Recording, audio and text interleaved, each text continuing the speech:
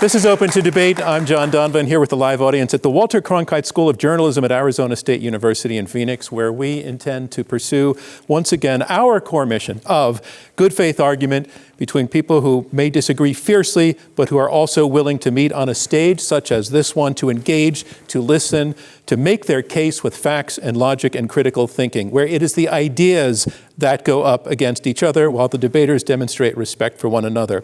The idea at the heart of this debate, it's the concept of birthright citizenship. At its most simple, this is the idea that a person born in the U.S. and the practice is thereby recognized as an American citizen, regardless of who that person's parents are, with only a few exceptions. It derives from an amendment to the Constitution that's been in effect for 157 years, but it is being meaningfully challenged right now. President Trump signed an executive order on the first day of his second term intending to deny citizenship to children of families who lack legal status to reside in the U.S. It is being challenged, this executive order, and it's likely to go to the Supreme Court. This debate will focus not just on the legal arguments involved, but also will look at the actual consequences of a potential end to birthright citizenship as it has long been practiced. Will the nation be better off or worse off if it comes to that? Here is the question up for debate. Should America end birthright citizenship? We have four compelling voices eager to debate on this topic. It will be 2 against 2, taking on this question in 3 rounds. Those rounds are opening arguments, open discussion, and closing arguments. A reminder to the debaters about some of our ground rules, which I will enforce: no personal attacks, no endless repetition of the same talking points. And to our audience, we ask that you also maintain civility. Part of our mission at Open to Debate is to encourage what you're about to see, we hope, healthy debate, even debate on highly contentious issues such as this one. We do this by ensuring that all of our participants, debaters and audience alike, maintain the highest standard of civility. Let's get to our opening statements. Again, our question is, should America end birthright citizenship? Each debater has 4 minutes to make his or her case. And first up, answering yes to the question and saying America should end birthright citizenship, I want to welcome Horace Cooper. Horace is a constitutional scholar, a senior fellow with the National Center for Public Policy Research and chairman of the Project 21 Advisory Board, a frequent legal commentator who previously taught constitutional law at George Mason University, the author of a book called Put Y'all Back in Chains and another called How Trump is Making Black America Great Again. We're delighted to have you with us, Horace. You are arguing for ending birthright citizenship. The floor is yours. Please tell us why. Good afternoon. It's great to be here with my colleague Mark Krikorian, where we'll be talking about why it's so important that America ends birthright citizenship. Many of you are all familiar with the Supreme Court precedent that was set in 1898 that many are using today as their pretext for allowing open-ended opportunity for anybody, for any reason, to come to America and stay for even a brief period of time and become a citizen. But first, let's start with a little bit of history. The greatest war, the most consequential war that this country has ever been in, and by consequential, I mean as measured by the number of lives lost, was the Civil War. And we lost more lives during that war than we had in any war prior to that, and in fact, all the way up to the present. Immediately at the conclusion of this war, the Congress of the United States passed the very first Civil Rights Act. The Civil Rights Act of 1866, and its purpose was to make sure that the newly black freed men had all the rights of citizenship. Well, guess what? The states and the courts, particularly the Supreme Court, failed to give that any promise. And so Congress responded with the 14th Amendment, putting in the Constitution itself the protection of these particular rights. And guess what? States, courts in those states, and the U.S. Supreme Court failed to live up to that promise. In a series of rulings, the Supreme Court undermined fundamental protections. Even after the Congress of the United States passed the second Civil Rights Act, they passed the Enforcement Act when black plaintiffs came before the Supreme Court arguing that the 14th Amendment protected them, whether it was from lynch mobs, whether it was from public accommodations. The Supreme Court said no. In a landmark decision that every single law student has to read, Plessy v. Ferguson, The Supreme Court said even if the state itself oppresses people, that action doesn't violate the 14th Amendment. And guess what? Justice Harlan dissented. And he said, no, it's not true. The 14th Amendment protects it. It was created for Black Americans. It took nearly 60 years for that understanding to become the law of the land. Well, guess what? 2 years after that terrible ruling in 1896, Wong Kim Ark came forward. And the court got it wrong again. And guess what? Justice Harlan dissented. And he said that this is not true, that the rights that are being created by this court were the intention of the framers of the 14th Amendment. He said that the 14th Amendment was intended to ensure that Black Americans got freedoms and protections as citizens. Not anyone who could fly on a luxury plane and stay long enough to deliver their child and get a passport and a birth certificate and fly out, or anyone who simply by geography could cross over a border and have a child. In fact, what Justice Harlan's views are ultimately what I predict we're going to see from the United States Supreme Court. The 14th Amendment never intended to create this consequential and damaging change. Thank you. Thank you, Horace. And next up, to give opening remarks, I want to welcome Kris Mayes, Arizona Attorney General, who will be arguing that birthright citizenship should not be ended at this point, or I think ever. She served as Arizona Governor Janet Napolitano's administration and on the Arizona Corporate Commission. And prior to her election as Attorney General, she worked as a professor at ASU School of Sustainability and the Sandra Day O'Connor College of Law at ASU. She also earned her degree from ASU's College of Law, where she graduated magna cum laude. Please welcome the Attorney General of the state of Arizona, Kris Mayes. Thank you. Thank you, and thank you for having us here. I really appreciate this wonderful gathering and the chance to be with you all. Let me start with this. Birthright citizenship is not a policy choice. It is written into the American Constitution. The 14th Amendment states, and I quote, "All persons born or naturalized in the United States and subject to the jurisdiction thereof are citizens," full stop. The language is plain and clear. If you are born here, you are a United States citizen. And this was not an accident. Following the Civil War, Congress and the states ratified the 14th Amendment to ensure that the children of formerly enslaved people could never again be denied their rights. It was about making citizenship permanent, equal, and beyond politics, because they recognized, as we do today, that all men are created equal. And the United States Supreme Court affirmed this more than a century ago in the United States versus Wong Kim Ark Case, which, by the way, was issued 30 years after the 14th Amendment was written, meaning that the justices in Wong Kim Ark were alive and understood exactly what the 14th Amendment was designed to do. The court ruled that in Wong Kim Ark, the court ruled that a child born in San Francisco to Chinese parents was an American citizen, even though his parents were not. That principle has held ever since, except in limited circumstances to kids born here, except in limited circumstances, kids born here are citizens no matter their parents' status.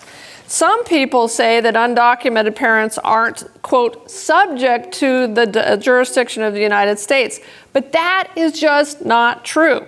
In Arizona, I prosecute the Mexican drug cartels all the time, members of the Mexican drug cartels all the time. They are arrested, they are charged, and they are held accountable under our laws. If cartel members are subject to the jurisdiction of the United States, then so are children who are born to parents from foreign countries.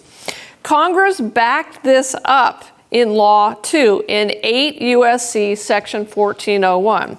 And every agency that deals with citizenship, from the State Department issuing passports to Social Security issuing benefits, has always treated it the same way. If you are born here, you are a citizen here in the United States. And let us be clear, no president gets to change that, because birthright citizenship is a constitutional right. It is not something that one administration can give and another can take away. Any attempt to end birthright citizenship by executive order is unconstitutional and would throw our entire legal system into confusion. Let me also say this. Why does this matter? Because citizenship is about stability, fairness, and belonging. It's about who we are as a nation. It's about the American dream. Kids born here should grow up knowing that they are full members of this country, not second-class citizens, not stateless. Make no mistake, if you create a generation of kids without citizenship, you create a new underclass in America. That's not who we should be as a nation. It flies in the face of the promises of the American Revolution. Thank you. Next to give his remarks, he will be arguing that it is time to end birthright citizenship. I want to welcome Mark Krikorian. Mark is the executive director of the Center for Immigration Studies. He initiated the creation of the International Network for Immigration Research and has published articles in outlets such as the Wall Street Journal, the New York Times. He is the author of The New Case Against Immigration, Both Legal and Illegal, and also How Obama is Transforming America Through Immigration. Mark, you have 4 minutes. Both sides in this argument actually have decent arguments.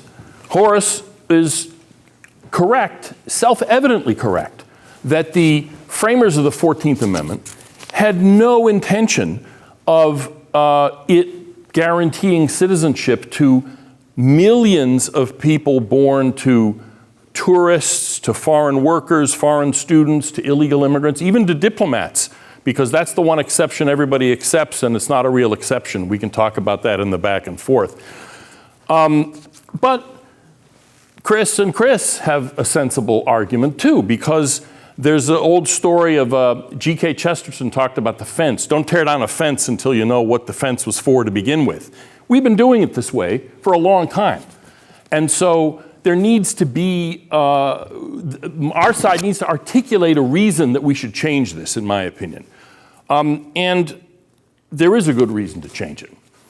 And I think what we need to first start talking about is a few numbers. This isn't a math class, there's no quiz, but numbers matter. The scale of the phenomenon that we now deal with is completely different from anything that existed in the past. With modern transportation, people are now coming in the millions to the United States, and air travel is a great thing. I wouldn't be here otherwise. I wouldn't be riding a horse to come out to Phoenix, but it has real consequences. And as somebody once said, quantity has a quality all its own. Things are fundamentally different today than they were back then. We have 2 million non-immigrant admissions every year. 200 million foreign students, tourists, foreign workers, et cetera, every year. Nothing like this was possible in the past. DHS estimated this year, that last year, we had more than 3.5 million non-immigrants. In other words, foreigners, but people who don't have green cards, but are legal. 3.5 million living here essentially permanently as foreign students, foreign workers, et cetera.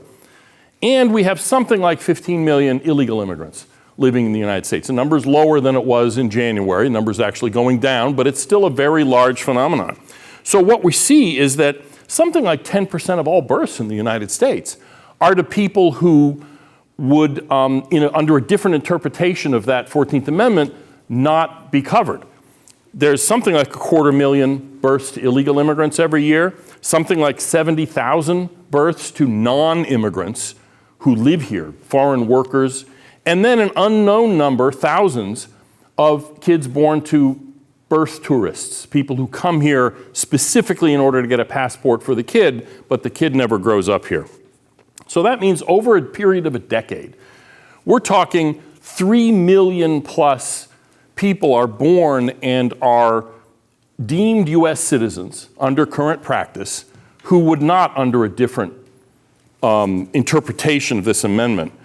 This is why, because of this same phenomenon applying to every other country in the world because of cheap and easy transportation, every developed country in the world except the United States and Canada has ended automatic birthright citizenship. They do it in different ways.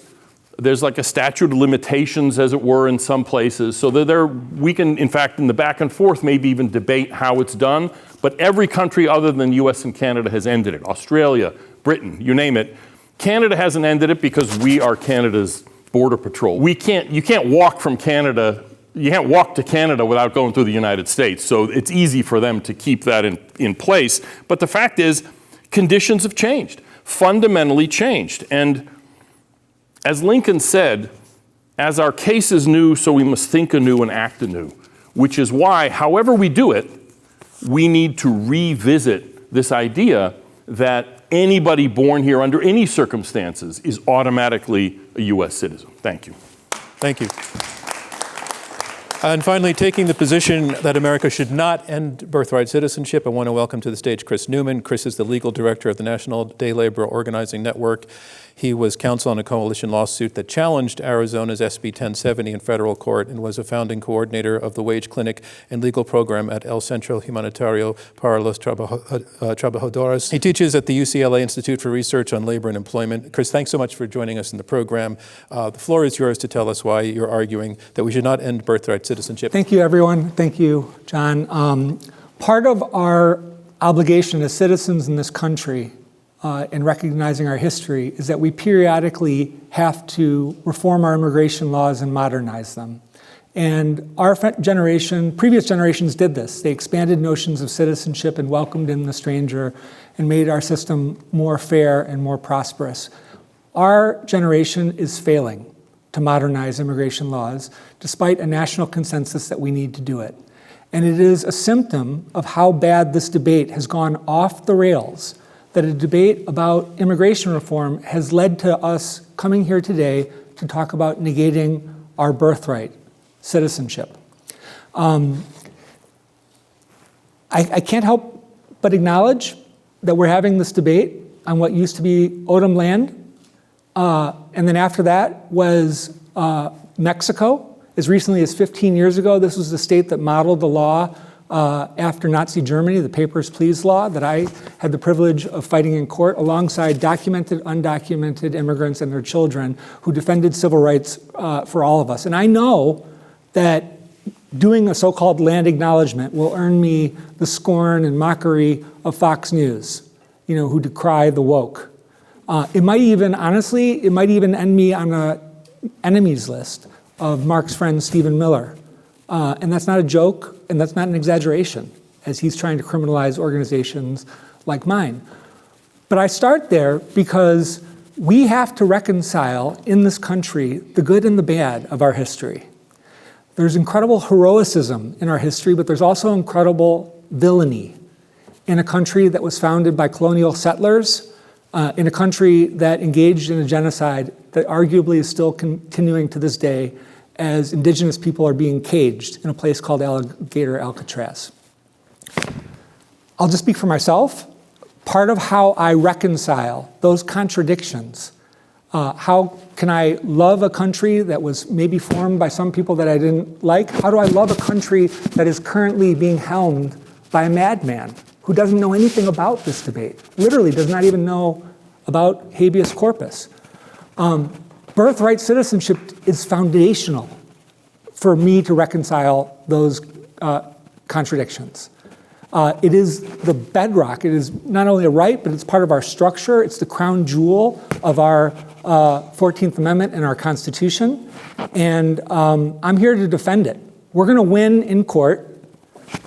Even Mark acknowledges that this is precedent and that they'd have to, in his own writings, has acknowledged that they'd have to amend the Constitution again. Well, good luck re-amending a Constitution that ended the Civil War, literally ended the Civil War and glued our country, which was torn apart, back together. Our founding fathers initially fought against tyranny, the ones we read about in history books, Washington, Hamilton, and the like. But our founding fathers weren't just born and lived around 1776. We had founding fathers, including Abraham Lincoln, who brought this country back together, and including Frederick Douglass, who I would say argued more for the 14th Amendment than anybody. And I'm going to close with my remarks in hopefully 30 seconds, my God, John, don't cut me, by quoting the great Frederick Douglass, who gave speeches for years about immigration after having fought for and won the 14th Amendment. He said, "I have great respect for the blue-eyed and light-haired races of America. They are a mighty people. In any struggle for the good things of this world, they need have no fear." No fear, guys. They have no need to doubt that they will get their full share. But I reject the arrogant and scornful theory by which they would limit migratory rights or any other essential human rights to themselves, and which would make them the owners of this great continent to the exclusion of other races of men. That's what's at stake.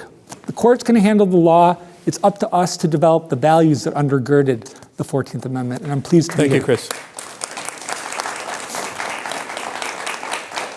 All right, we're going to move on to our second round, and in our second round we have more of a free-flowing conversation, but I just want to share a little bit of what I think I heard in the opening arguments where the dividing lines are. We heard the side arguing to end birthright citizenship, making essentially two arguments. One is that the 14th Amendment, they say, was not was meant to apply to freed slaves and their descendants, that it was not meant to expand to include its application in the ways that we're seeing today, which they say is a situation that could not have been imagined in terms of mass immigration, including, as they said, the numbers are a case where quantity becomes quality, that we're in a situation where people who are, I think your sense of it was that people who don't really have a commitment to America and its values are nevertheless becoming American citizens, perhaps not even with the intention to stay, and that's a situation out of control. You point out that most other Western democracies do not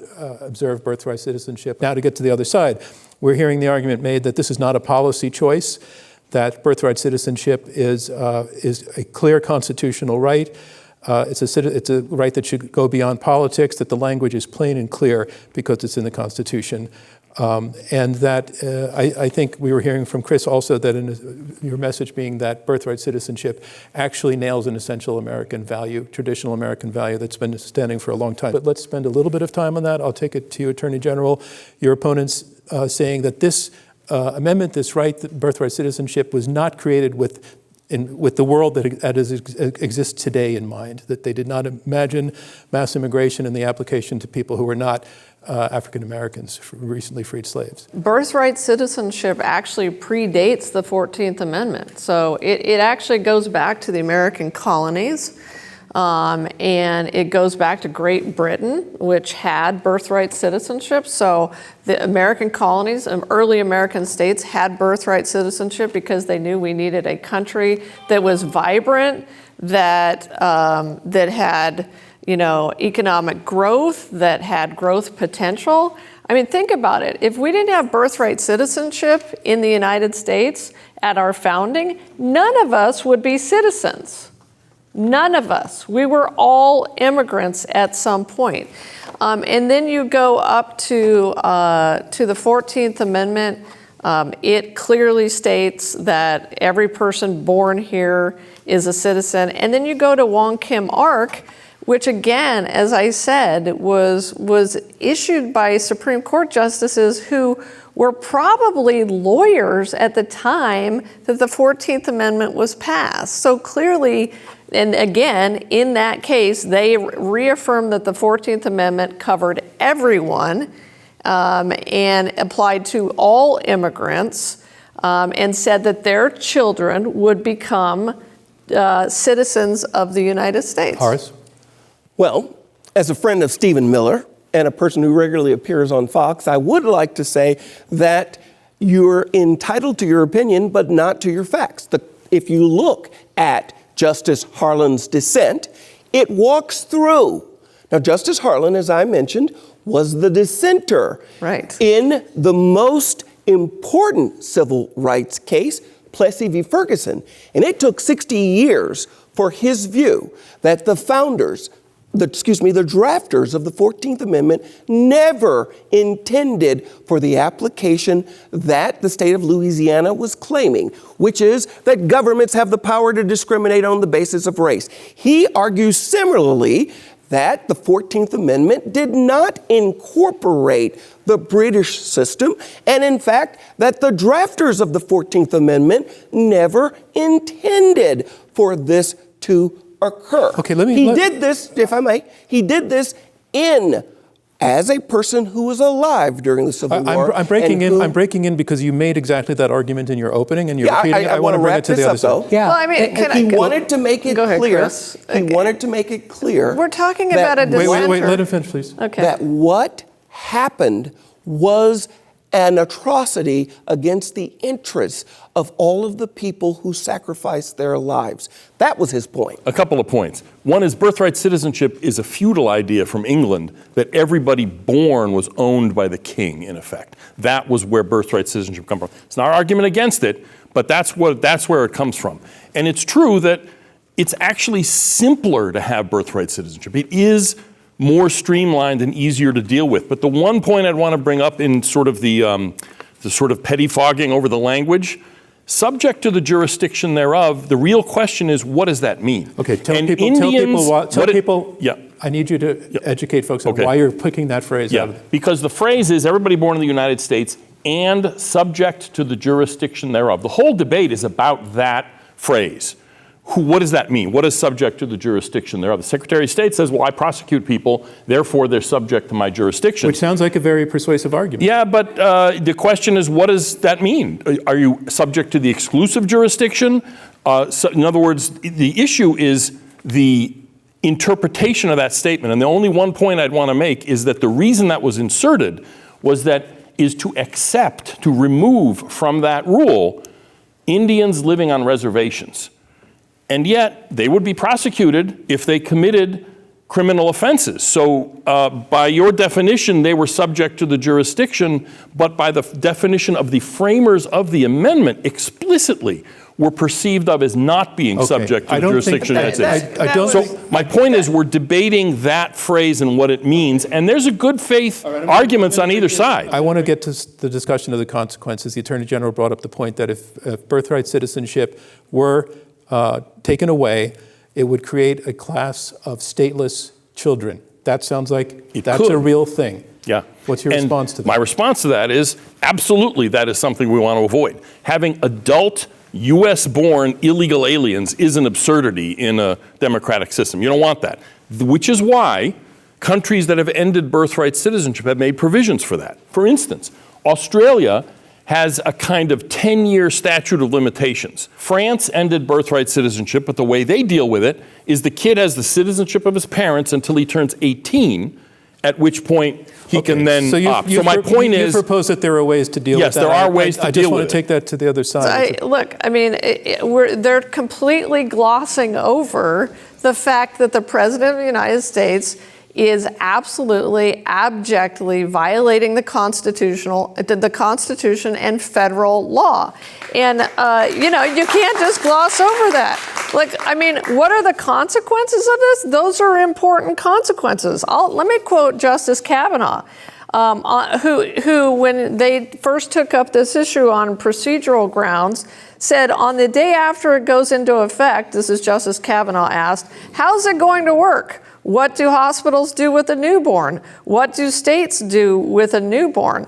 Anyone having a child, if this were to go into effect, would face the problem of demonstrating the child's citizenship. I recall the moment that I had my baby 12 and a half years ago in the hospital. What am I supposed to do as a new mom? Produce my birth certificate? So do you think produce my mom's do you have a birth solution for that? certificate? These are real questions, but they're administrative questions. They're not, and your point about... But the president didn't solve them Yeah, when he he did not. We're not, overturned them. wait, please. We are not solely debating the president's executive order. We are debating the principle of birthright citizenship, just to be clear. Okay. Chris, you haven't had a word in a while. Well, I mean, what are you proposing then, Mark? Answer the question. So status quo is on our side. Everyone expects it. They're born. You know, you're proposing changing the law. So let's leave Trump out of it.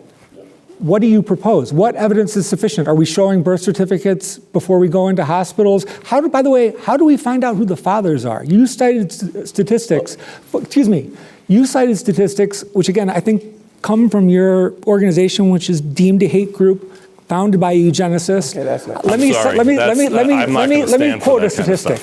You know, Between Chris, 5 to Chris, 10 Chris, between wait, 5 to Chris, no, wait, excuse me. wait. It's a value we try to perpetuate, not to do ad hominem attacks. Can you make your point without referring to his record, background, associations, whatever? Well, but it's a historical fact that Okay, the but you don't- organization was it's not- founded by it doesn't go to the issue of the ideas that we're debating. The issue here is to rebut the idea of eugenicism, but we don't even know who the parents are. It's estimated that 10% of parents aren't the biological parents that they think. How do we go about going and finding the fathers? How does that work? What about an orphan? What do you do with an orphan in Kansas? These are real questions that France deals with, Australia deals with, Britain deals with.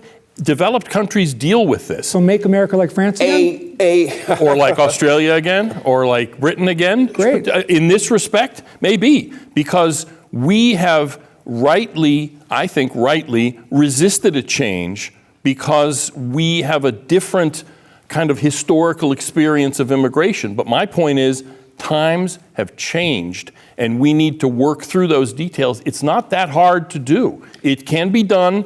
Congress needs to do it, in my opinion. So I'll concede that to you. Let me understand, to dig a little bit deeper to you, Mark, and if you could do this in 30 seconds, it would be helpful because time is passing quickly. What's the harm of a world in which birthright citizenship is granted? What's going wrong in the culture?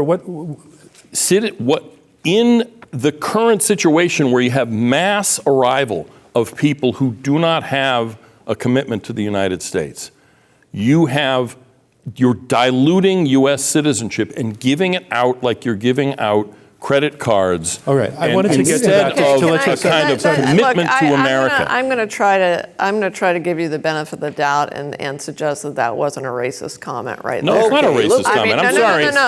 No, because I think that was, itself is an ad hominem attack. All right, I'm sorry. let's hold it. Hold it. Immigrants do not dilute Hold it. Attorney anything. General, with respect to your office, we want to stay away from these attacks and labeling, please, and just go with the ideas. Well, you can argue the idea. You don't have to label what it is. He can say anything that offensive that he wants in about this debate. Immigrants. He can say what he wants to say about this issue. I will respond in substance to what he just said. Immigrants to the United States pay taxes. They grow our country. They grow our labor force. They are more likely than American citizens to become entrepreneurs and to contribute to creativity and the growth of our country. What you just said is offensive and it is wrong. What you're making, excuse me, Mr. Moderator. ma'am, you're making arguments about what immigration policy I want to let your should be. opponent. and I want to let your Aren't you? teammate. I want to let your Aren't teammate you? into No, the I'm not. conversation. Mark, I want to let your teammate Isn't into the it about conversation. immigration policy? We have heard the parade of horribles. Part of the problem here is that the Supreme Court in 1898 got it wrong, and they have constitutionalized the answer and the solution. If they had not gotten it wrong, we would have the ability to make adjustments as might be appropriate and needed. In this particular case, America has a political demand And that political demand is that we stop the level of immigration, the level of migration. We have an executive order. We have other challenges that stand for the proposition that this ought to be addressed in the political arena. Kris, I want to read something to you to get your response to it. I'd like both of you sides to talk about it. I'm quoting from the economist Michael Fix. The U.S. was established in rejection of, this is recent, the U.S. was established in rejection of monarchy and hereditary privilege, embracing the idea that each person is born equal and should not bear the burdens or legal status of their parents, which I think goes directly to this question of birthright citizenship. If a child is born of parents who have entered the country illegally, that they should not have to pay a price for that, that's a value, a core American value. Michael Fix is arguing. I would like you to kick that around. Right, and we don't want our definition of citizenship to be defined by political debates, particularly when our politics have broken down in this country. This notion of consensual citizenship is exactly what the 14th Amendment overturned. After all, several states defined citizenship as having excluded African Americans, people who were enslaved. And one of the core fallacies that you guys are engaged in this argument is, essentially you have two arguments, that the case was wrongly decided and that times have changed. Okay, well, times are going to keep changing, and we're going to have to keep evolving our laws. But part of what makes us American is that we do not ascribe the sins of our fathers as an entry point for our right. The birthright belongs to the child, to the citizen. It belongs to me. My mom was an immigrant. I have no idea what her status was when she was born. I never will necessarily. It's my right.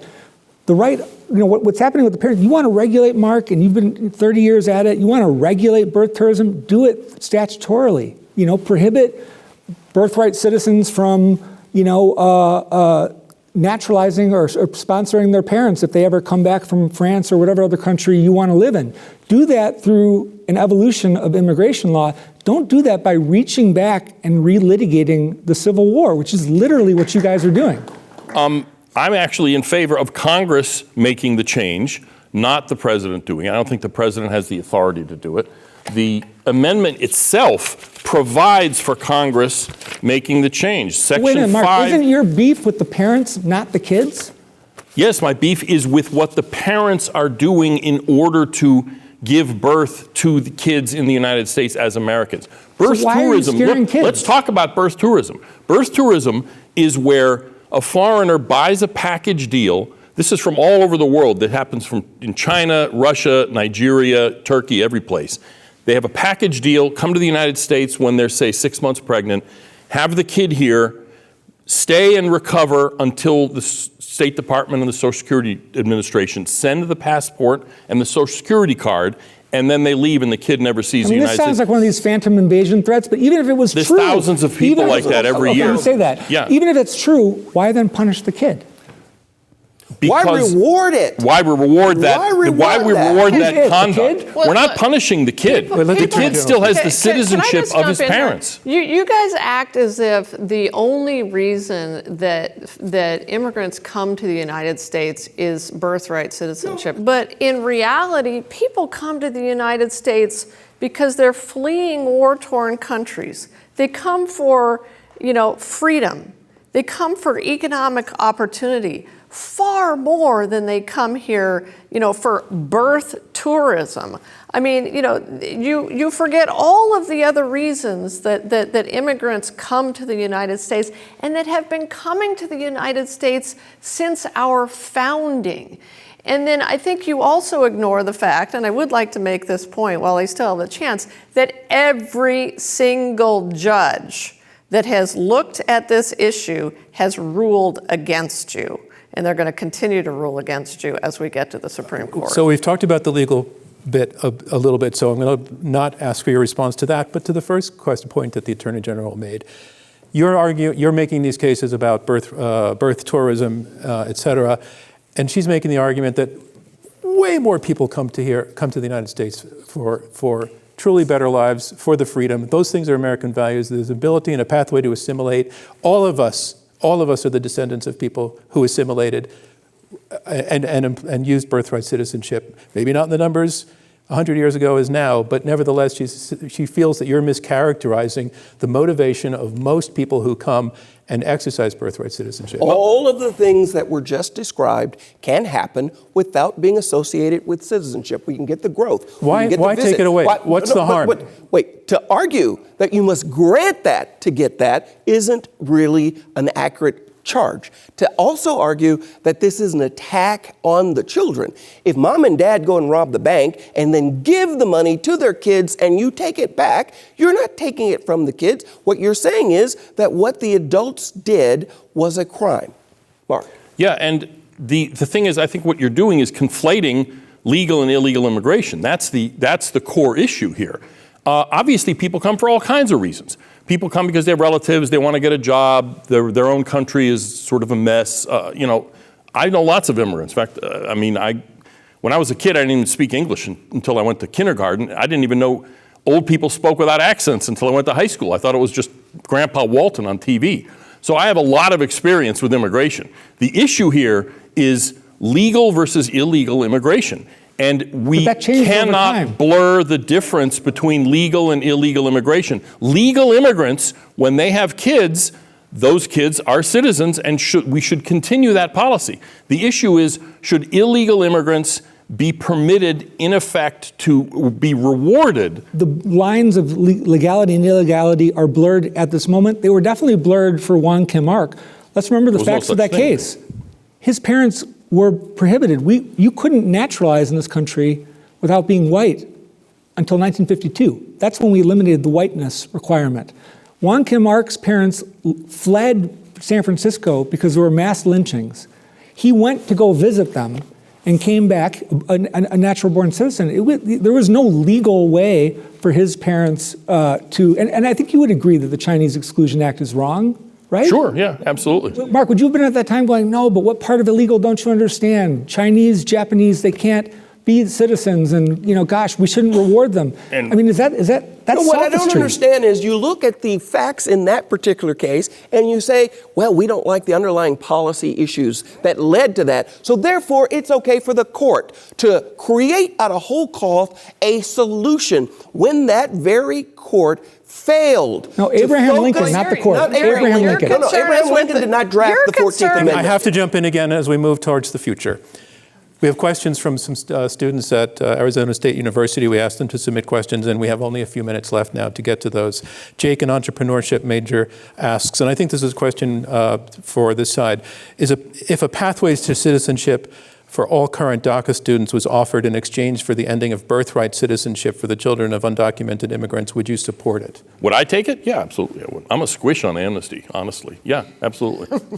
Other side want to respond to that? If not, I'm going to move on to the next question. They wouldn't. I mean, it's not sort of unbalanced, but yeah, sure. I'd leap at the opportunity. False choice is the argument. No, and the policy decision undergirding DACA was, at the time, the same policy decision undergirding the original intent of the amendment, which is you don't blame the child for the actions of the parents. That's fundamentally American. Let's assume, this is from Matthew, a financial planning major. Let's assume it's the day after birthright citizenship is abolished. What is happening in the United States? Horace. This is a policy solution. All that the court is actually going to say is, we were wrong in 1898, and now we're giving you the space to make these decisions. That will mean your representatives, your senators who are accountable to you will start making these decisions. The parade of horribles was presented to all of America when Dobbs came before the Supreme Court. I have not seen all of these deaths in the street. I have not seen all of the outrageous things that were claimed as a result. America has decided to take action, and they have. You really want to get into Dobbs? I mean, that's outrageous, and we could go for an hour on that and explain it to you. But let me say this. What would happen? I mean, what I talked about earlier. Parents would be placed into chaos. One of the reasons that the state of Arizona and half of the other states in this country are suing the Trump administration over the executive order is that it is going to increase costs on the state of Arizona. It is going to cause chaos for hospitals who are going to have to try to determine paternity, maternity status. It's going to citizenship status inside the hospitals. It's going to cause chaos in terms of determining who has access to benefits and who doesn't have access to benefits, who has access to education.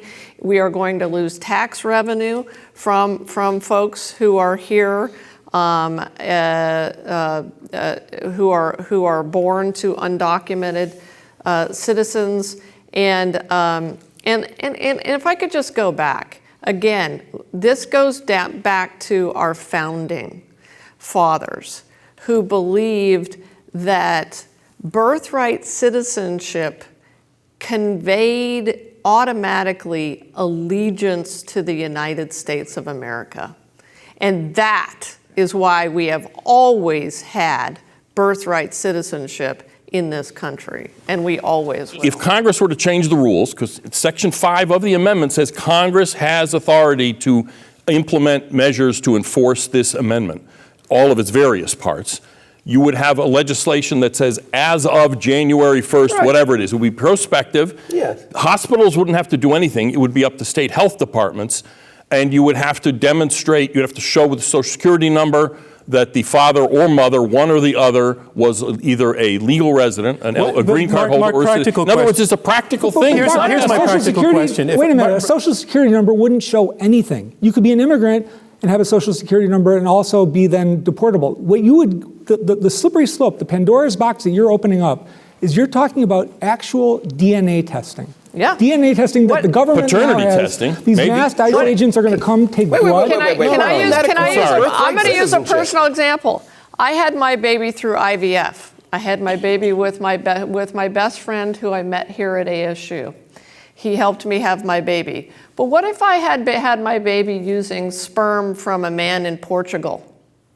If you were an illegal alien, that wouldn't apply maybe. If you were an illegal alien, you're saying that both parents have to be American No, I'm not saying both parents. One or the other. But that's a policy choice yes, that that's Congress what I'm saying. It's a policy choice. He's asking and you have to overturn a constitutional amendment. No, you don't necessarily, because then what would happen is it's the interpretation of that phrase, which the Supreme Court may interpret differently. But birthright citizenship doesn't answer your scenario. You could still be subject to a DNA test if someone says, oh, well, my parents were both born here, or I was born here while they gave birth to me. I'm an American citizen. And you were in Germany at the time that you gave And I birth. also was here in the United States. Tyler, a business manager at ASU, asks, why is one of the Civil War amendments still relevant today? I think we've discussed that.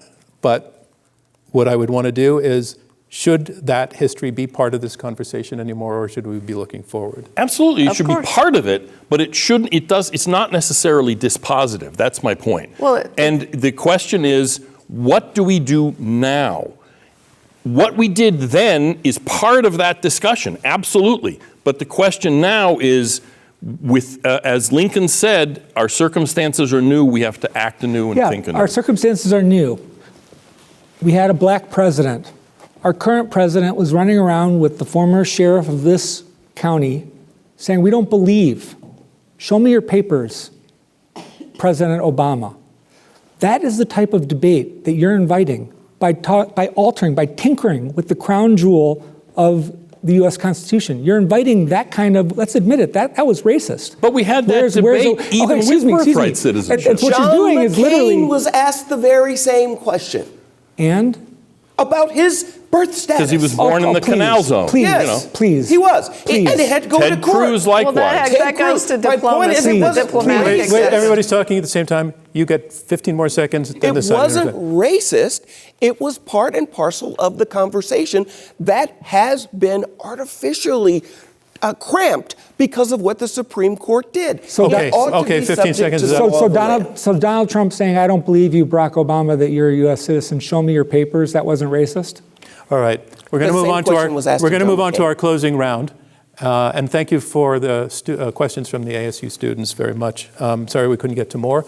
We're going to go on to our closing round, and that's where each of the debaters takes the floor again to make a closing statement on their arguments. And first up will be Horace, you're first up, right? Here or there? You stand up there. Horace, once again, just to remind people, you're taking the position that we should be ending birthright citizenship. Your last chance to tell us why. Birthright citizenship has not served America well. It particularly has not served Black Americans. And if you look around at survey after survey, what you are finding is a large group of native-born Black Americans are increasingly hostile to immigrants. Immigrants made this country what it is, and we should be encouraging migration. But when we have policies that create the impression that there are people who no longer, let's say your child has difficulty in the classroom with reading, let's say you have someone who has an alcoholism problem, our social insurance programs are predicated on the idea that all of us contribute and few of us take out of it. Many Black Americans live in communities where they are finding, in particular other Americans are discovering this as well, they are finding that our newest visitors are ending up competing, at least when they are youngest. And that has created a racial animosity, that has created a hostility. We absolutely should be allowed to respond to these concerns and allow our elected officials to develop techniques and tools to address them. Thank you. Thank you, Horace. Next up, our Attorney General here in Arizona, Kris Mayes. One more time, the floor is yours to tell us why you're taking your side. Thank you. Thank you again for having us. One of the things that I find when I talk to the children of undocumented citizens is that they are so patriotic. They love this country. They love this country more than most people that I come across. They believe in this country. They want to be here. And those are exactly the kind of people that we want with us. I want to close with these words from Ronald Reagan. He said, "I've spoken of the shining city all my political life, but I don't know if I ever quite communicated what I saw when I said it. But in my mind, it was a tall, proud city, built on rocks stronger than oceans, wind-swept, God-blessed, and teeming with people of all kinds, living in harmony and in peace. A city with free ports that hummed with commerce and creativity. And if there had to be city walls," Ronald Reagan said, "the walls had doors, and the doors were open to anyone with the will and the heart to get here. That's how I saw it and see it still," said Ronald Reagan. America's promise to the world is one of freedom and hope, the opportunity to build a new life for yourself or your descendants in the land of the free and the home of the brave. Birthright citizenship is the guarantee of that promise.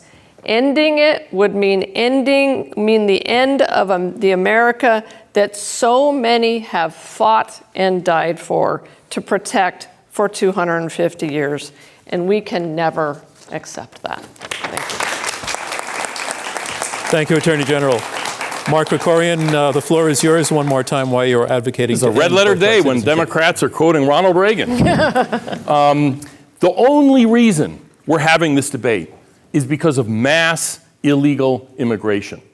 This isn't just the two of us and, the evil Stephen Miller and the bad orange man dreaming this up.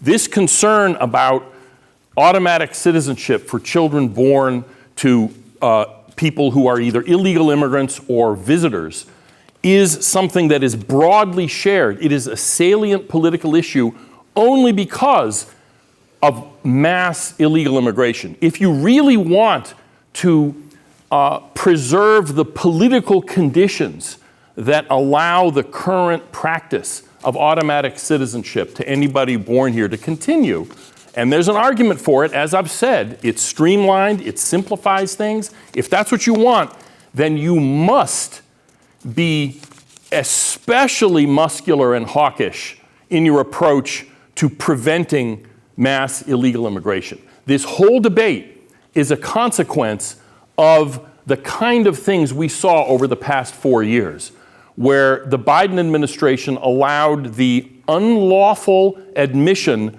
of at least 10 million contrary to the law.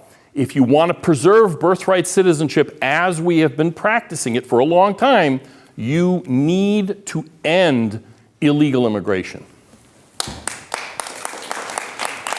Kris Newman, you get the last word. Once again, your closing statement on why we should not be ending birthright citizenship. If it is true that the United States is the only country that has citizenship associated with land, then that's something that we should fight for. We shouldn't change it. We shouldn't be looking to France and Australia because some people are scared of the future, which is really what the arguments from the other side come down to. And those are imagined fears that could be solved through, actual visas. A real fear is that my son, when Trump was elected this last time, asked if his grandmother was going to be deported. He knew that she was in the country undocumented. The mother of my son, my soulmate, was a born citizen to undocumented immigrants who later became citizens under the '86 amnesty and now pledge an allegiance to the flag. The fear of my son was real, very real. What's going to happen to my grandma? To even have this debate, to put it into question for millions of people engaged in similar conversations is gaslighting people about their birthright. And the debate itself, normally debates are good. We get to an answer. To have this debate is dangerous because it forces us back to the Civil War. I'm going to pull out, for my final minute, the actual author of the First Amendment, or the first section of the 14th Amendment was John Bingham. And he said, in 1867, right as it was being ratified, we propose that to settle the difficulty of the Dred Scott decision by putting into the Constitution. If a man is not a citizen of the country which he is born, in God's name, in what country is he a citizen? If he may not live here, where does he have a right to live? We propose to put it in the power of every man, woman, and child, black or white, rich or poor, when his rights are invaded, to raise his hand to the flag and say that I am an American citizen. He was interrupted by applause. He continued, why should it not now be that all are free? Why not should the man whose fetters melted away in the fire of rebellion enjoy the same protection as the laws of the blood-stained enemies of this country? Will government be so weakened by putting its citizens on a common basis? I propose we strengthen the union by supporting the measure that makes every man born here a citizen. Thank you, Kris Newman. That is a wrap on this debate. I want to thank you, members of the audience who asked questions.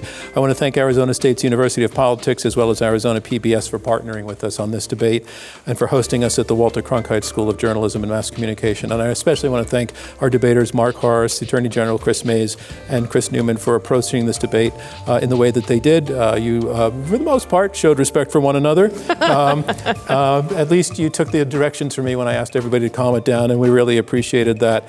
We like to finish with a little bit of stagecraft, stage theater, in which everybody steps to the middle and shakes hands with one another. We don't have to dance or anything. No dancing. What? You don't want to dance with me? See you today. See you too. Very fun.